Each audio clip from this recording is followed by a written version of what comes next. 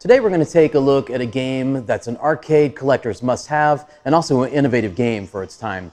It's Robotron 2084, produced by Williams in 1982 for the arcades. It's today's subject on From the Floor.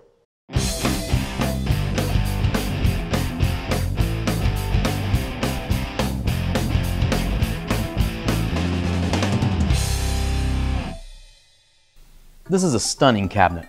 Robotron 2084 looks great. It drips with style, from the stenciled on side art to the fantastic coloring and retro geometric shapes and patterns that make this such a memorable looking machine. But clearly and obviously, the most notable thing about the Robotron 2084 cabinet are these twin dual joysticks. It wasn't a totally new control scheme in its time, but it was the one that made it popular. And it's a great setup. The left control moves your hero and the right lets him fire in all directions. This control scheme lends to fast action fun as you simultaneously circle around the screen and in the same movement fire in 8 directions. In Robotron 2084, robots have turned on humans and are hell-bent on wiping them out. You advance each stage, called a wave, by clearing all the destroyable robots. I say destroyable because there are enemies called hulks that cannot be destroyed, only slowed down when they take fire. All other enemies are equipped with their own dynamics and skill sets. Enemies called grunts will continually charge toward you, while enforcers have random movements in relation to the player and shoot deadly spark shots. Brains are robots characterized by what else than their big brains. Brains can shoot cruise missiles and also turn innocent humans into enemies. That is, unless you save the innocent families first. And finally, tanks are enemies whose bullets bounce back off walls, furthering the chaos bullet dodging. You will also encounter spheroids and quarks. Spheroids spawn enforcers, quarks spawn tanks, so it's best to get rid of them as quickly as possible. No video on Robotron 2084 would be complete without mentioning the game's highly influential creators Eugene Jarvis and Larry DeMar and their company called VidKids.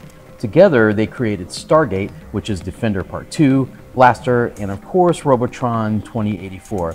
And independently, they both have created their own slew of standout pinball machines and arcade games. Eugene Jarvis and Larry DeMar are truly arcade icons.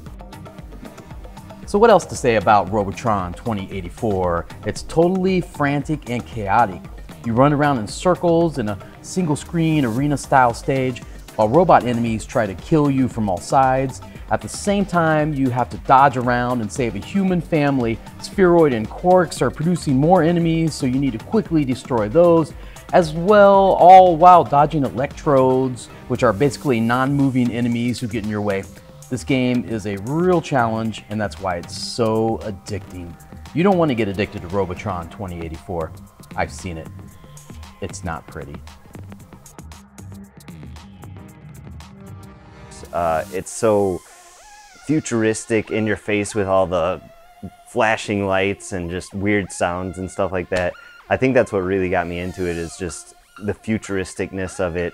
You're saving humanity from the Robotrons, which is basically like a Terminator situation, where mankind has created robots that got too smart, and they deemed mankind as a threat and unnecessary, and basically they go through trying to kill all of mankind. Your job is to save all of mankind, and you're actually the result of a genetic mutation gone wrong. So you basically have superpowers or something.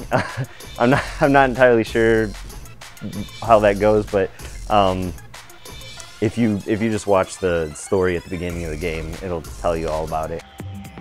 Hey, thanks for joining us on this edition of From the Floor, all about Robotron 2084. If I'm not the last human alive, be sure to leave a comment below. We love talking to you. Also hit the like button and subscribe to be notified when we release our next video.